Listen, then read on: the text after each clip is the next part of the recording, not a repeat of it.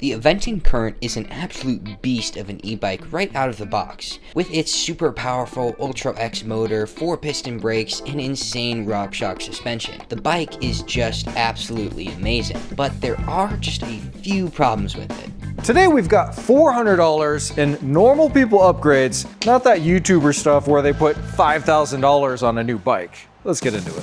So to start, we're gonna fix two problems at the same time. I'm not even gonna pretend that the seat that came on the bike, this is a Cell Royale SRX Plus, was remotely comfortable for me. For me, I've got tree trunk legs, and the back of my legs kept hitting these wings. And honestly, even my son, who is 6'2", super thin, he was having the same problem. Not Judah, he's short and chunky like me. Meanie. All three of us tried this saddle. None of us liked it. We took the one off of the spare bike, or what was my analog bike, and put it on the Aventon. But we still ride this one, so we're gonna upgrade the Aventon and give the seat back to this one. And the second problem is that he's short. A little perspective. I'm 6'1", kind of on my tippy toes, so almost 6'1". But I've got stubby arms, I've got a 69-inch wingspan, and I've got a really short inseam at 30 to 31 inches, which makes the large dropper post at 170 millimeters just slightly too tall. I'm out riding, I pull the post up all the way, and I feel like I'm reaching with my toes, and I wind up trying to push it down, but it goes down to a different spot every single time because my butt just kind of pushes. So to fix the height problem, we're gonna be installing a 150. This is still the Manic dropper post, the same dropper post that came on the bike, and I ordered it directly from Aventon.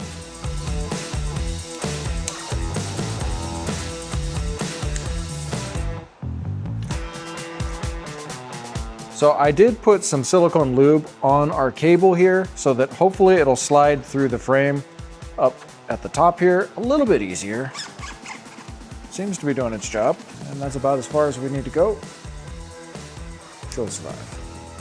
So our new dropper post came with a new lever and a new cable. We're fairly confident we're gonna be able to reuse the old lever and cable. The post itself is about 20 millimeters shorter down here, and we had lots of extra length on that side. So what we're gonna do is go ahead and get our new seat installed. And I ordered a Cell Italia. This is the newer version of the seat that we have on here. This one was the Gel Flow, Man, yada, yada, yada.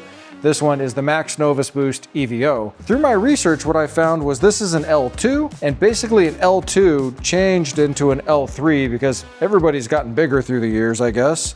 And it's supposed to be the newest version of this gel seat. Hopefully it's just as comfortable. This one does have the titanium rails. It's supposed to be super duper light.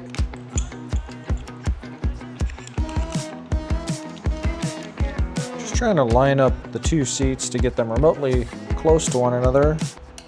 Cable, all right, that drops right in nicely.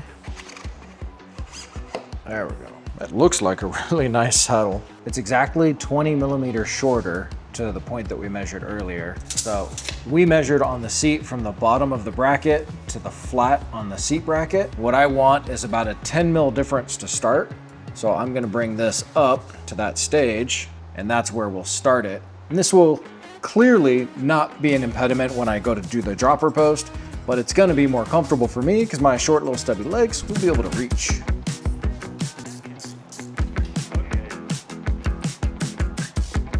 All right, okay. It's definitely harder than that saddle, even for being the newer version. We'll see how I like that. I might have to give you this one. Oh, that's the learning curve, I suppose. Now we're gonna replace the most important part on the bike that you touched the whole time, the grips. And these are from the old bike. It's a nice color pop. So where do I want to put it?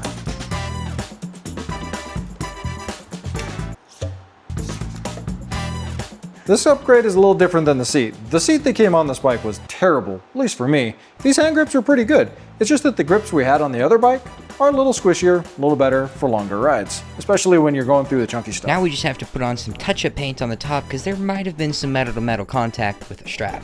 Now the next upgrade, I don't know why he even got this because it doesn't even rain here. See, this is where he's totally wrong. These big chunky tires like to pick up rocks, and they rain on my face as I'm riding down the trail. At least 4 times now, I've had a rock come up and zing right at me, where I guess I'm going towards it as it's flying up. So a little fender should provide a lot of protection. Oh, there's those screws. Extra small. Guess not.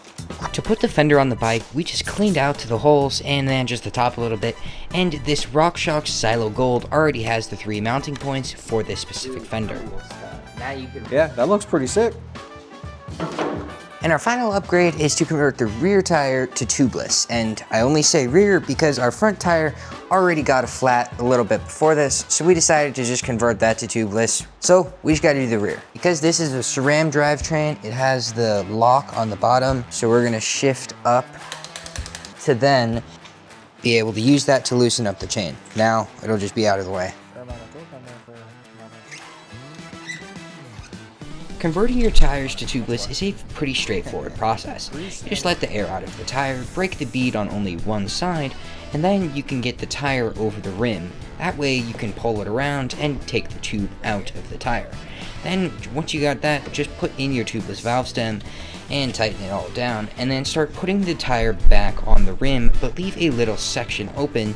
That way you can put in your sealant. This is the sealant that we're using. Just shake it up. We're doing about 5 ounces into the tire, and then pour it into that open section of the tire that you left out. Then once you have the sealant in, just kind of move the tire around and everything to a safe spot. That way you can get the tire back on, and then make sure you have some kind of air compressor or something to put the air in there fast. And you can see here, we just had a little bit of a problem with it leaking, but we just had to get it in the right position. Then all you gotta do is just put it back on.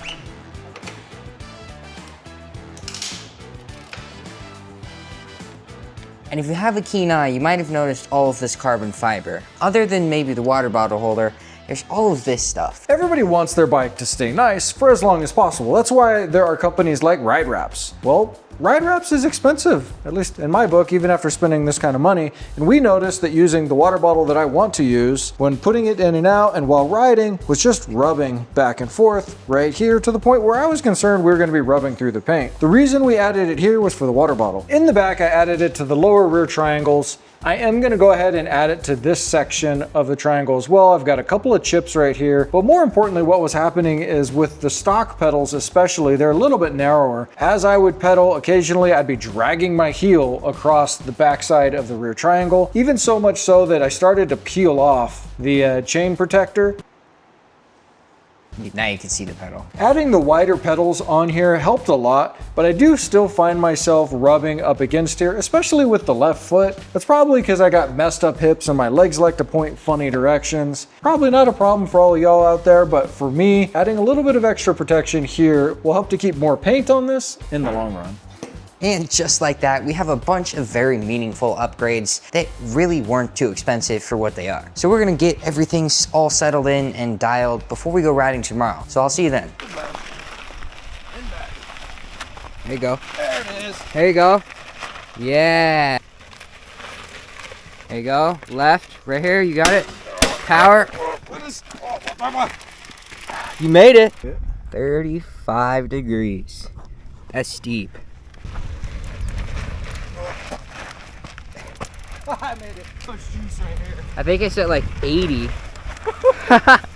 Oh man, that was only trail. 36 degrees, no problem. So what's the verdict after 12 miles? 2,100 feet of elevation gain. What are the winners and losers of all the little upgrades that we've done? Well, I'll start with the first definite loser, and that was the paint that I picked. See, while Aventon has the paint code on their website, it doesn't include the fact that there's so much metallic to it. So the paint color that I ordered, if you look at it in the right shade of light and darkness and don't look at it at all, it's perfect. Other than that, it's doing a great job protecting the aluminum. The next is the seat. While the seat's not bad, the other seat that I had on here, the other Cell Italia, is definitely better for me. I like this one way better than the seat that came on the Aventon, but definitely not as much as the other one that is quite a bit more cushy. So that really only leaves winners now. The front fender. I heard rocks jamming into this thing all morning long, and I noticed that there were a lot less coming out and shooting up, and when they did come out, they went through and straight out the front instead of straight up towards my face, where I was holding onto the grips that were way more comfortable.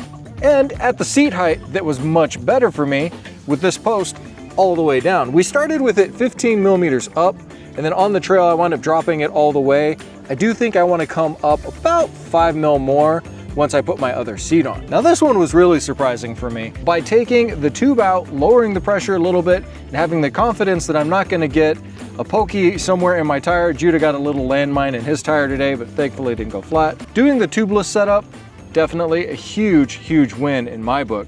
The pedals, we've already talked about how much nicer these are than the pedals that came on there, mainly because they're much wider, and the grip from these pegs is just way better. Even if the seat isn't as nice as the other seat that I had, it's way better than the one that came on here. And the rest of the upgrades are just icing on the cake. The paint doesn't match, but at least it's protected.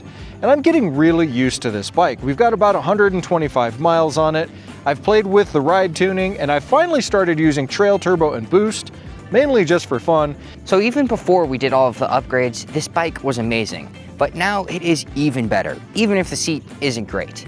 And for the price, I mean, it's just been too good. But that can be all for the review video, so make sure you stick around for that. And thanks for watching, guys. Like, subscribe, comment, drop down into the links if you want any of the things that we picked up today. We do have some affiliate links down there. It helps me and Judah out in our YouTube journey. Again, thanks again. We'll see you guys in the next one.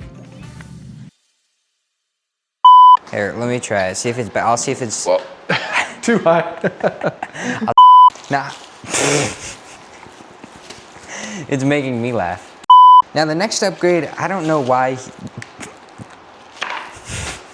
And if you, can you see me at all, or is this just not gonna work?